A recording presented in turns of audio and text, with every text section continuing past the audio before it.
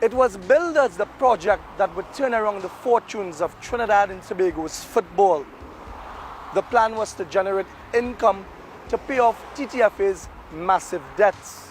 The home of football promised to be the best football accommodation facility in the Western Hemisphere. That is, the best outside of the United States and Mexico.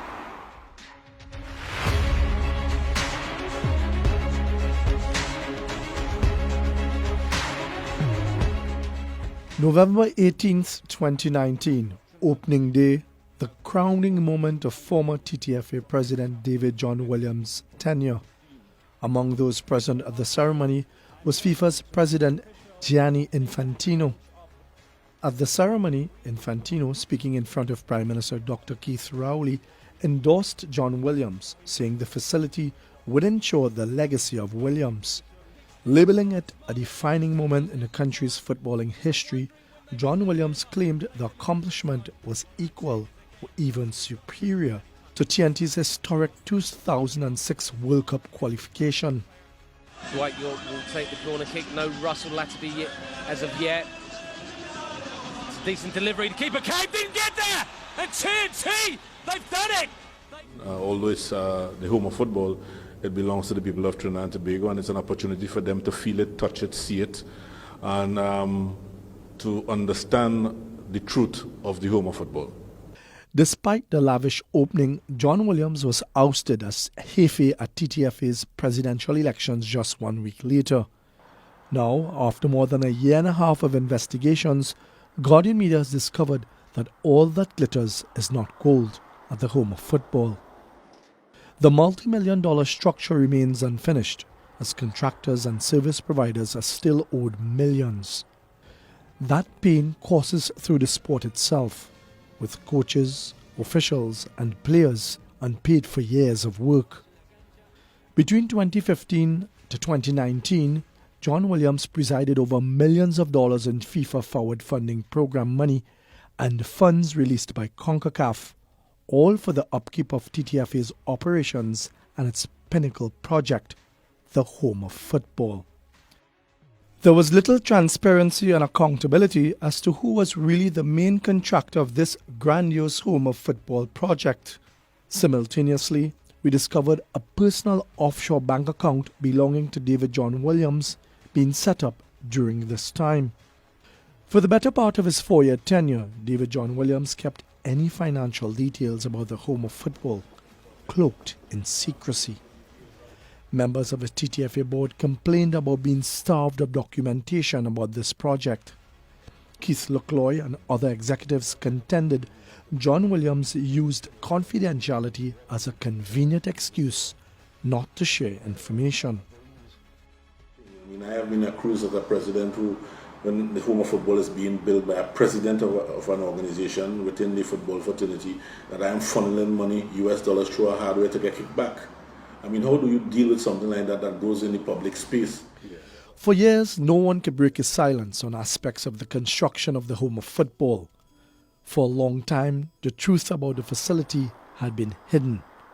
But this investigation will reveal what may have truly transpired.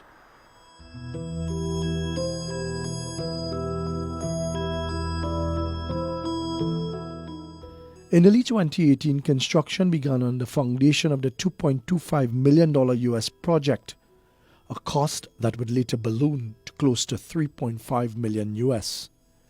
FIFA gave the TTFA $2 million US in funding for the project through FIFA's Forward Development Program. It's usually given every 4 years to football associations. But John Williams received 2 tranches of FIFA's Forward Development Program money. The second tranche was received earlier than usual from FIFA in January 2019, an election year for the TTFA and choosing a new president. For the better part of his 4-year tenure, David John Williams kept any financial details about the project cloaked in secrecy. Again, the TTFA board executives, most vocal among them Keith Lookloy, said they were never told the name of the main contractor who was in charge of the operation. When John Williams refused to produce contracts, he was taken to court by Lookloy, who told us that the contracts provided was approximately $16 million TT less than the converted US $2.25 million provided by FIFA. Lucloy said when he inquired why this was so, then General Secretary Kamara David told him that a lot of work was paid for in cash. Under FIFA regulations, the use of cash is prohibited to transact TTFA or FIFA's business. In June, according to Lucloy, then FA President Williams made the decision to split FIFA's $2 million US forward funding among 15 companies. Using this method of splitting the contract, the president avoided having to put the contracts up for tender. Former General Secretary of the TTFA Ramesh Ramdan told Guardian Media there was no record at the board level of the companies selected. Ramdan said the executive members never saw bills and invoices long after companies were hired.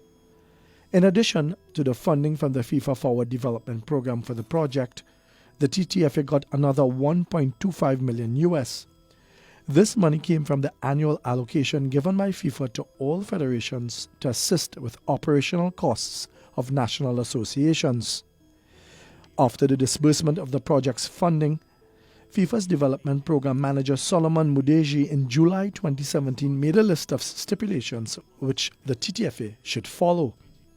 Firstly, any contract or purchase of supplies more than $300,000 US must be subject to a tender process. Secondly, any contract under $50,000 US could be awarded to a single contractor or supplier. Finally, selective tendering required 3 quotes before any contract could be awarded. Former TTFA President William Wallace said when they came into office, they found no evidence that any of the 3 recommendations was followed. Several former TTFA executives contended this allowed him to handpick contractors and suppliers.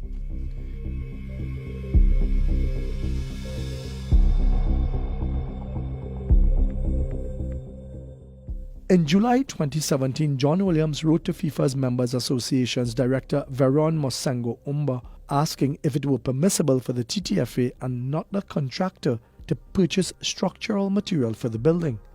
This, he claimed, would bring the TTFA cost savings and the selected contractor money. Mosengo Umba, who eventually visited the home of football in 2018, obliged, saying the TTFA could purchase the material. Months after John Williams wrote to the TTFA board indicating that his 39 years of expertise in construction gave him the edge in overseeing this project. He said, open quote, "The association is in the fortunate position to have the necessary in-house expertise to collaborate with a project manager and make educated decisions on the construction activity," close quote. Despite his claims of expertise, the board had 2 major concerns. Firstly, given that John Williams was a contractor, there was concern about a potential conflict of interest. Secondly, with John Williams not giving out information, board members still weren't sure who was the main contractor spearheading this project. These answers remained unknown throughout construction and that board's tenure. Even the board led by William Wallace, which succeeded the John Williams-led executive in late 2019, said it never got any answers. That board was disbanded mere months later and replaced by a FIFA normalization committee. But evidence uncovered during our investigation gave credence to the main contractor on this project being no other than David John Williams himself. It means that John Williams oversaw the shipments directly and did business with a Panamanian company. We also discovered that he made trips to Panama that was unknown to any of his TTFA fellow executives. A financial paper trail obtained by Guardian Media from FIFA insiders revealed that David John Williams submitted invoices to FIFA from a Panamanian company called Ecotech sometime in February 2018. It was information he withheld from fellow TTFA executives and only made it available to the same FIFA officials who had granted John Williams permission months earlier to proceed with buying the structural material. The question then can be legitimately asked. Why didn't John Williams tell the TTFA board about the Panama company? We caught up with him while he played golf earlier this week to ask this and other questions. I wanted to find out from you why you didn't tell your fellow board members about the deal to hire the Panamanian company Ecotech and get their advice collectively and approval before going forward. Was it because you were calling the shots? So, son, I'm not talking to any media.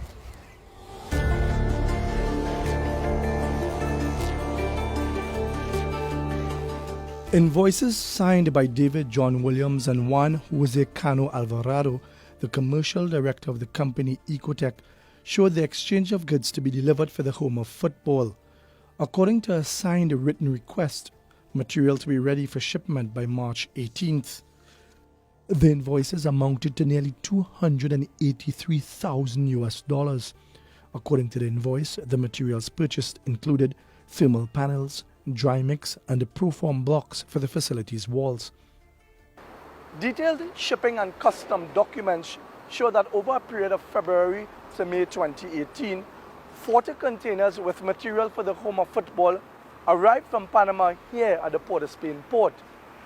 Guardian Media obtained several invoices sent directly to David John Williams, not a contractor, signed off by the Panamanian supplier.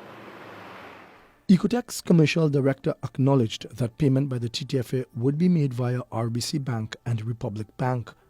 The fact, however, was that TTFA's 3 known bank accounts are First Citizens Bank accounts, and these were where FIFA deposited money that was used for the project. The use of other banks appeared to be in contravention of Article 8D of FIFA's regulations. The article states clearly that only the association's bona fide bank account ought to be used to transact project business. The regulations also strongly warned against any conflict of interest in transactions. Why did you use the Republic Bank and Royal Bank accounts to pay Ecotech? Whose accounts are those? Because I know that TTFA has FCB accounts. Why wasn't the executives told about that? I don't know about no Royal Bank account, Mr. Basant. If you say that we use Royal Bank, fine. Well, I have invoices from Jose Alvarado that speaks to monies being sent to his account from Royal Bank and Republic Bank, invoices for the material you ordered from Panama. You going to tell us about that?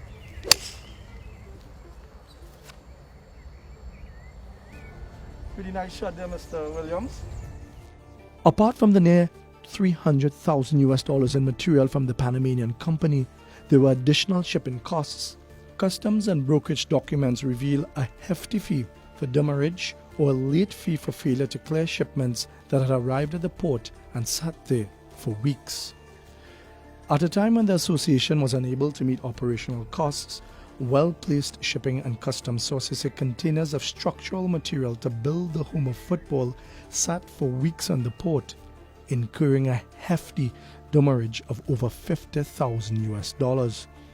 Shipping sources say that John Williams told them he didn't have any US currency to clear the containers, even though in 2017 FIFA gave the TTFA that $2 million US in funding towards the Home of Football project under FIFA's Forward Development Program. So we asked John Williams why didn't he have enough US at that time to clear the containers. Did you tell the shipping agents you did not have the US at the time to clear the 40 containers? Well, just over 50,000 US. That's a lot of money for demurrage to accumulate. Did you have money put aside for this as part of the Home of Football project? Any comments, sir? Any comment to that, Mr. Williams? There were also inconsistencies in the invoices for Ecotech's shipment of 2 of the containers.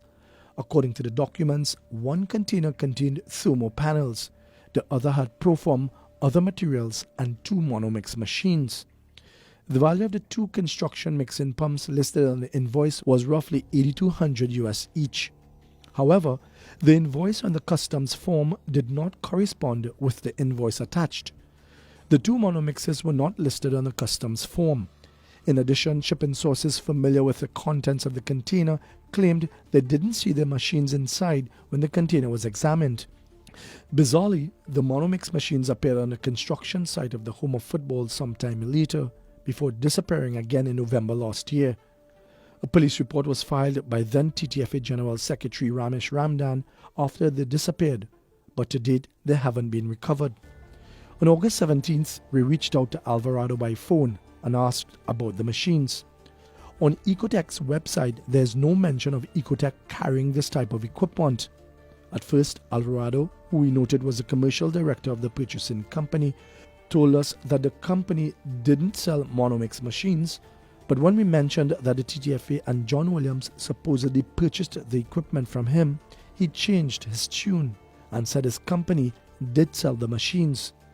Despite the Monomix machines being listed as $8,200 US each on the invoice, Alvarado told us the cost of one of the machines was at least $14,000 US. We even asked David John Williams for an explanation about the Monomix machines. What about the Monomixes? Ecotech website does not carry that equipment. Were they purchased elsewhere? The Monomixes, despite being on the invoice, did not appear on the customs documents, and no one saw this equipment. So when did that come in? Any idea? We asked Alvarado who contacted him from Trinidad to do business. He said, David contacted Isotex Venezuela and they sent it to us since they do not handle production for the economic reasons that we know in Venezuela. While a long list of creditors is owed millions of dollars for their work on the home of football close to 3 years now, Alvarado said Ecotech ensured money was in hand before materials were delivered. They must first send us the proof of payment, then be reflected in our account. After this, we started production and the deliveries, not before. The fact here was that local companies who had been part of this process before the home of football was built and even after it was built have not been paid to date.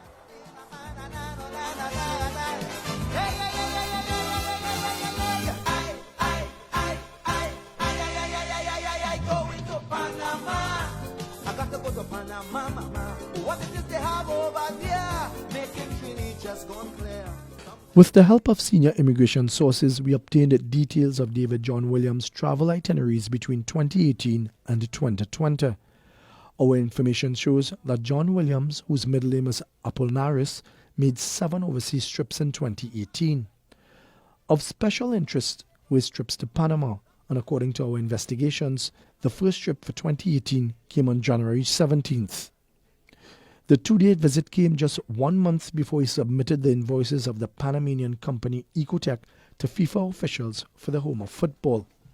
Was his business in Panama connected to Ecotech only, or were there other possible reasons behind his visit?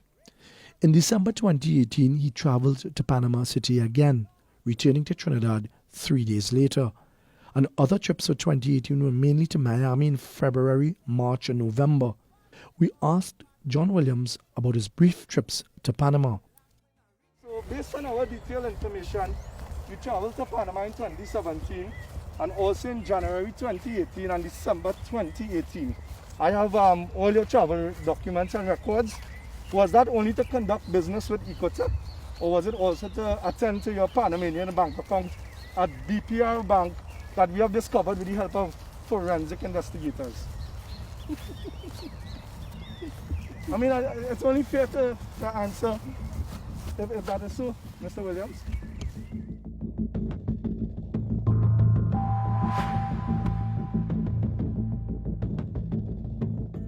John Williams was arranging the purchase of material for the home of football. The sport was strapped for cash, even though FIFA had sent funding for operational costs just a few months earlier. A timeline of football in 2018 shows the sport experiencing failure after failure. These events sank the TTFA even further into debt, leaving coaches, technical staff and players rife with disenchantment. In July of 2018, the TTFA fails to provide funding to get the under-15 women's team US visas in time for the CONCACAF Championship in Florida. For most of these young women, the dream of representing the country ended there. August 2018, former national icon and under-20 men's head coach Russell Latterby stopped national team training due to unpaid salaries for him and his staff. Hundreds of thousands of dollars in salaries had not been paid in more than a year. According to Latterby, the non-payment of salaries severely affected the team's morale and ability to work properly. They crashed out of the tournament in the first round. September 2018, the senior women's national team could not afford to enter into a pre-tournament training camp in North Carolina. A heartbreaking development for the groundbreaking team that eventually came within one victory of qualifying for the 2015 FIFA Women's World Cup. Desperate to represent the country at the CONCACAF qualifying round in the US, the team was forced to resort to pleading for help from the public. Eventually, the Ministry of Sport intervened, providing a check for just over $60,000, some 429,000 TT dollars. Without it, the women would not have been able to compete. The drama seemingly affected their performance as well. Like the under-20 men, the women's team bowed out in the first round.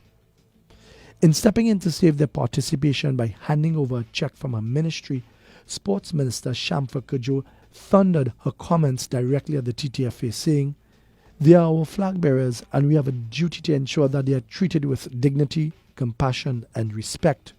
And this national embarrassment could have been avoided and must never be allowed to happen again."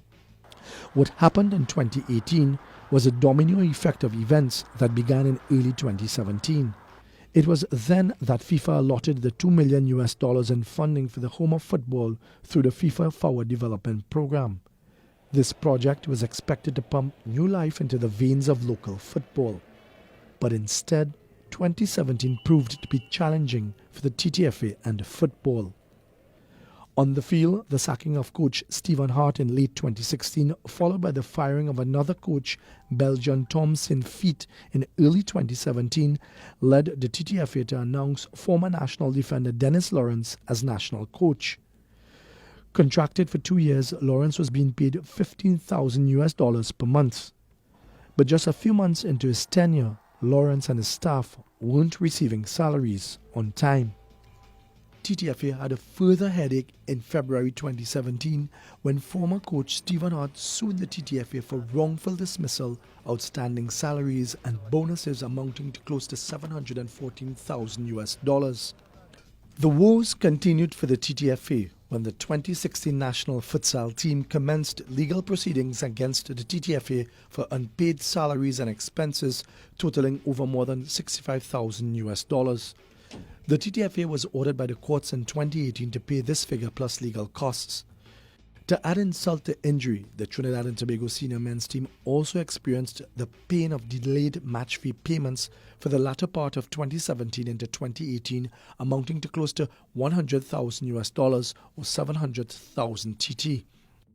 Several of the legal battles, including the Hart ruling in 2019, which the TTFA lost, left the organization in over its head and in severe debt of more than $1.7 million at that time.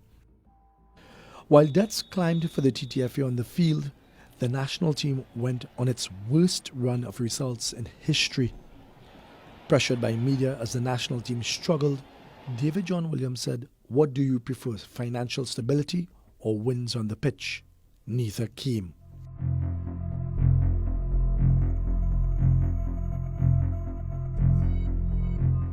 With the help of forensic investigators, Guardian Media has unraveled a financial trail leading to a Panamanian bank account with strong indications the account was opened by David John Williams in April 2017.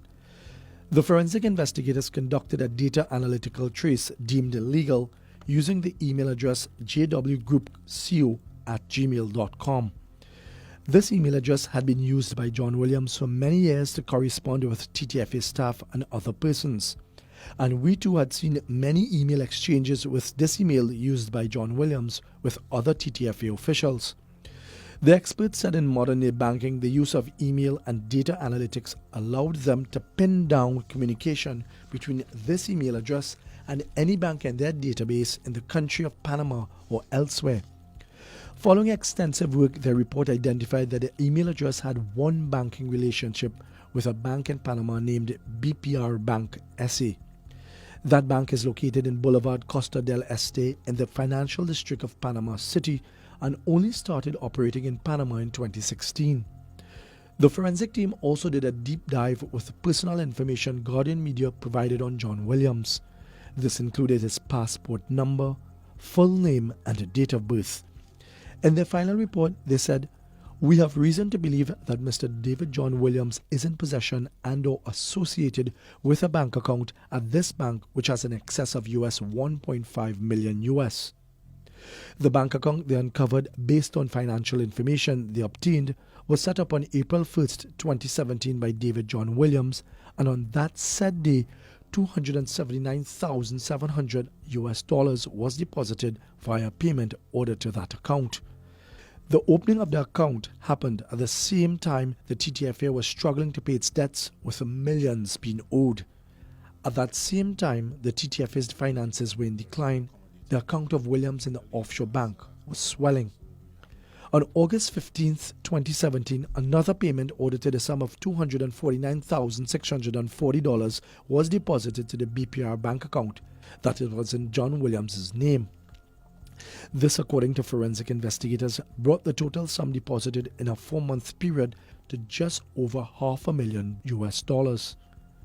Then sometime in 2018, according to the forensic investigators, a total of $1 million US was deposited into the account that John Williams allegedly had at the BPR bank.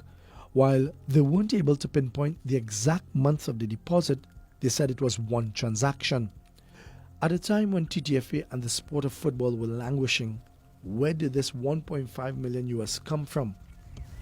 Now, forensic investigators established you opened the account at BPR Bank in early April 2017 and then made a deposit through a payment order to the account for $279,000 US, and then on August 18th, through another payment order deposited $149,000 US. To my bank account. The account you did in Panama, opened in Panama. It's laughable, but it's true. It's laughable. I hope you can produce the evidence. Yes.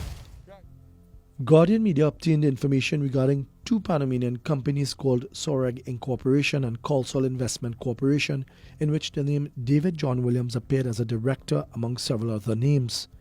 In the forensic investigative report, it said the deposits to the BPR bank account were received from Soreg Incorporation and Colsol Investment Corporation. Since we were unable to travel to Panama due to COVID-19 border restrictions, forensic investigators accessed information through Panama's public registry. The registry showed that Soreg Incorporation was formed in 1975 and Colsol Investment Corporation in 1977. Both were defunct. Soreg was dissolved, while Colsol Investment Corporation was suspended. Forensic investigators alleged that John Williams inserted his name into these companies, listed as a director and secretary. This, they say, made it easier for him to then approach BPR Bank SA to open an account and may have later transferred the money. Based on the personal details provided about John Williams, they found that the person's middle name of Apollinaris was also found on the bank account's name. What were the chances of someone having the exact middle name as his?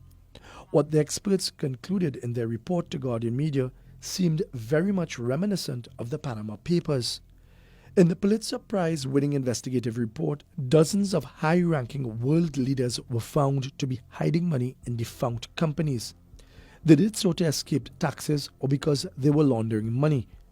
The forensic investigators surmised that if Colsol Investment Corporation and Soreg, both defunct companies, were used for the financial transactions, a predication of an off-the-shelf offshore scheme may exist.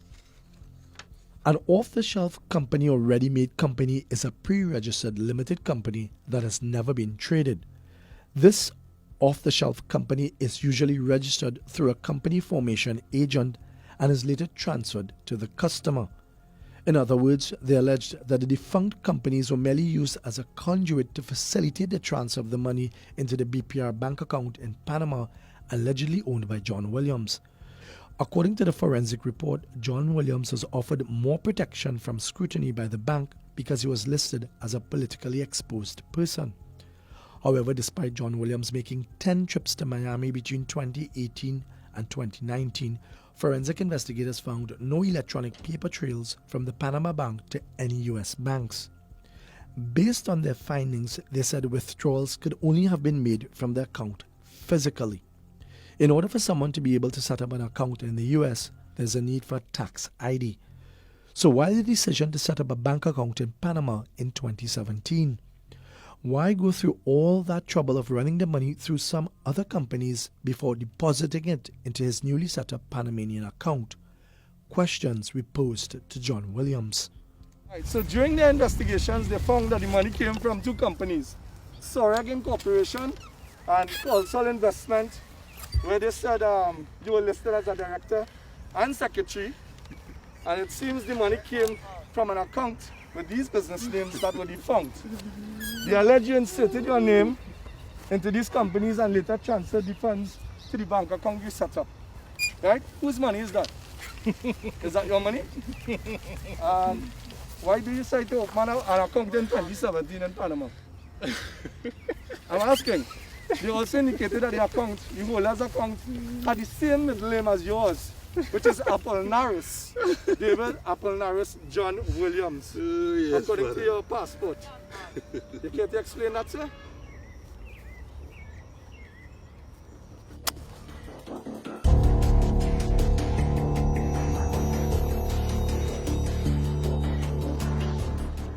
When the new TTFA board assumed office in November 2019, its then president William Wallace had asked about FIFA's forwarding development program money for 2019 to 2022. But FIFA's Veron Osamgo Omba failed to inform Wallace that John Williams had already received that money in January 2019, monies that still remain unaccounted for. Just like the CONCACAF loan that David John Williams applied for in 2016 and was granted in May 2017, a loan no one knew he had taken to this day and that we uncovered during our investigation. Coming just a month after he allegedly opened his Panama bank account in May 2017, this loan only sank the TTFA further into a financial quagmire. It also came a few months after FIFA gave the TTFA $2 million of forward funding money and at least $700,000 in funding for annual operational costs, with the rest due in July of that year of $500,000.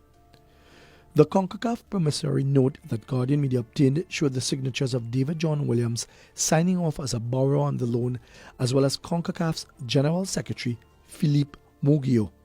The agreement of the loan implicitly stated, "The use of proceeds of the amounts borrowed here shall be solely for administrative, technical, and operational expenses of the borrower, in this case the TTFA, including preparation and travel of the borrower's national teams to official CONCACAF or FIFA competitions, and which have been pre-approved in writing by the lender. None of the proceeds will be used for any other purposes." CONCACAF insisted that the monies be specifically spent for this purpose. TTFA had a maturity date of 30 days to repay the amount, or as stipulated in the agreement. After the maturity date, interest will be accrued on an annual basis. 3 years later, and this loan has not been repaid. In December 2019, just a few months before the United TTFA slate was removed from office, CONCACAF's Chief Financial and Administration Officer Alexandro Lesende wrote to Yale Antoine, the TTFA's administrative officer, indicating the outstanding debt and accrued interest stood at $662,000. CONCACAF and insiders told us that Lesende was hesitant at first to lend the monies to the TTFA, given their financial situation, but only decided to grant the loan on the condition that it was direct payments to the people owed money. We obtained a breakdown of the people and businesses who got partial payments. Those who received payments included ex-national coach Stephen Hart was paid some $70,000 for 2016. Another former national coach, Dennis Lawrence, was paid salaries owed for the months of April, May, and June 2017. And while the 2006 World Cup hero was paid a minimal sum of $20,000, some of the monies were spread out and deposited to technical staff, while a few national players were paid a portion of their match fees. The newly elected TTFA board and CONCACAF insiders discovered that the intended money for the operational use loaned by FIFA for these expenses were in fact diverted here to the home of football instead. This left creditors in a quandary. Why did David John Williams divert the money here to the home of football? And why wasn't the CONCACAF loan repaid in a timely manner? Why did you take the CONCACAF loan in 2017 when you had already got money to handle operational costs for the TTFA? And why 3 years later, the loan of $600,000 has not been paid back, according to a CONCACAF letter in December 2019 from Mr. Sunday of some $662,000 now being owed. Did you shortchange Trinidad and Tobago football and the people of this nation, Mr. Williams? Did you? We'd really like to know.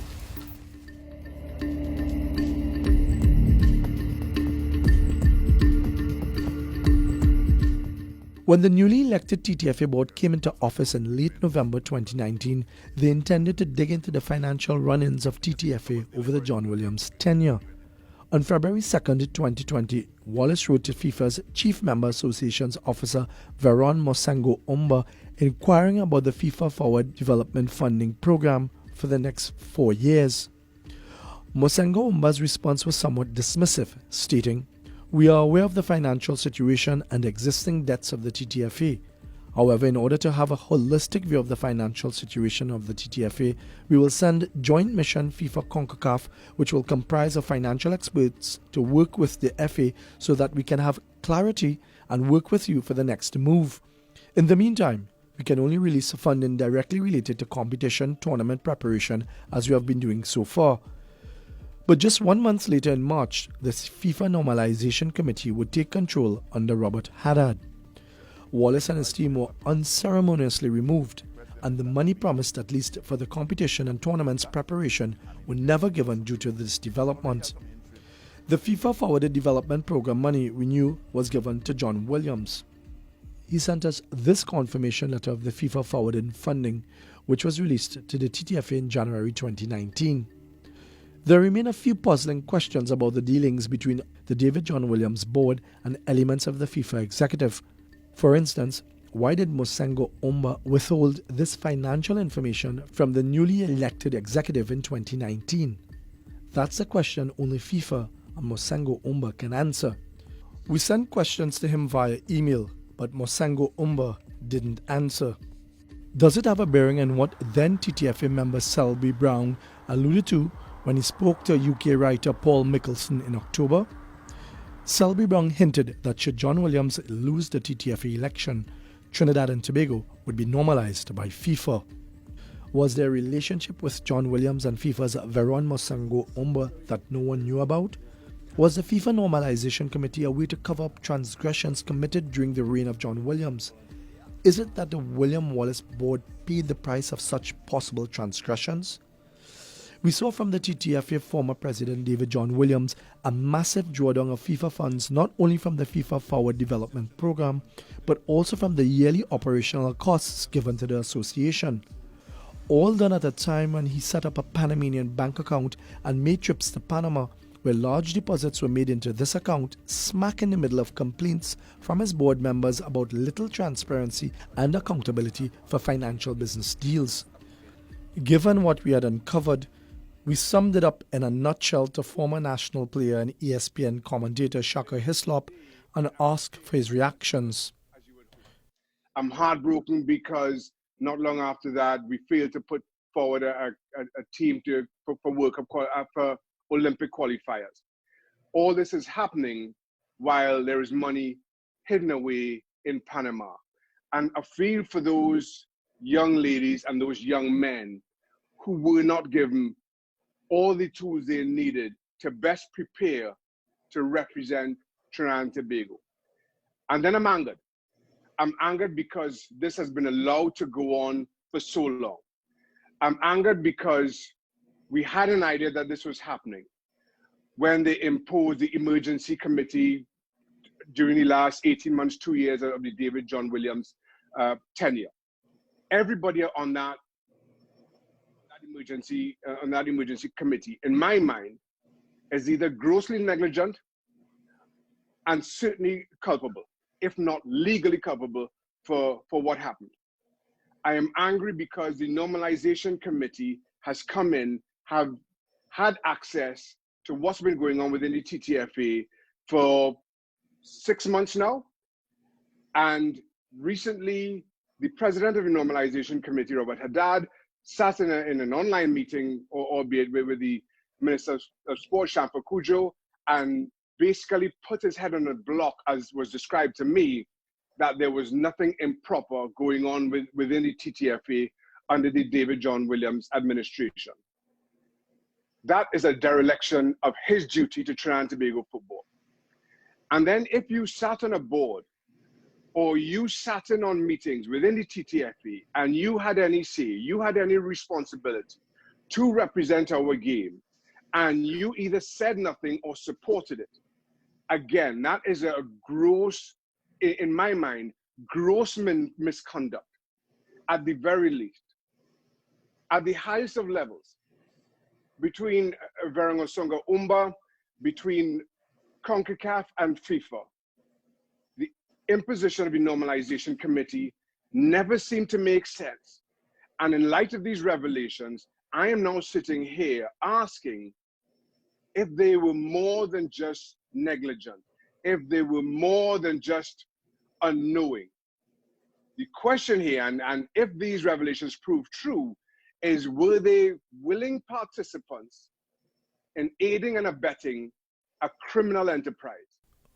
What was next then for FIFA, considering these revelations? I don't see how Gianni Infantino somehow ignores this and hopes that it goes away. I'm also aware of who he inherited that post from as FIFA president. And Sepp Blatter, almost his last act as FIFA president, remember, was in silencing or getting rid of Austin Jack Warner, another son of our own soil, following what we saw happen in the Hyatt back in 2010. After that, there was a quick unraveling of Blatter's hierarchy within FIFA, but he called out the wrongdoing. For Gianni Infantino to inherit that seat, promise a new FIFA, promise a FIFA that was void of that kind of corruption, to now see exactly this, 2.0, happening under his watch on the very same soil that Sepp Blatter was so quick to act on. Not sure how you warrant looking the other way, how you warrant a soft stance on this. You have to throw the full weight of your office, the full investigative and punishing weight of FIFA into this, because this is everything that you said you were not going to be. And right now, there are already questions around who within FIFA's hierarchy knew and may have been a part. And what now for Trinidad and Tobago football?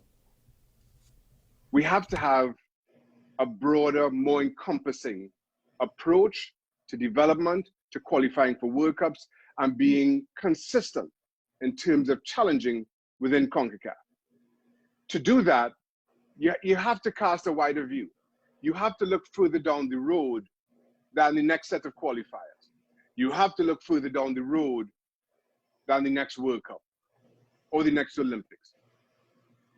And the approach for the administration has to mirror that, has to be long-term while respecting what's to come in the short term. I believe that the William Wallace-led administration felt that for us to continue to compete at the highest level, for us to maybe do as we did in 2006 in qualifying for a World Cup, for us to again get to quarterfinals back to back, we have to be in charge of our affairs. We have to have better control of how our money is spent, of how it is invested in terms of our development, in terms of the opportunities and the exposure that we continue to get those same young men and women that we are talking about and we are also concerned about. And it has to be a long-term project. With that in mind, and with these revelations in mind, I'm not sure how or why William Wallace and his administration step aside to appease a renewed short-term view of our football, keeping in mind where we are, keeping in mind how far we've fallen in the last 4 years, keeping in mind that without better and fuller control of our finances, we may not send a team to Olympic qualifying for the next 2 or 3 Olympics. We may not send a properly prepared women's team to World Cup qualifiers. And right now, given where we are in the FIFA men's rankings, even with the best of support and the most lenient of actions right now, I'm not sure how we give ourselves much to build on for the future. With FIFA Congress due on September 18th and the TTFA subjected to possible expulsion, will FIFA act to probe these allegations before moving to take any further action? Will this one be played out in extra time? Or rather, will TNT be suspended from FIFA? Only time will tell.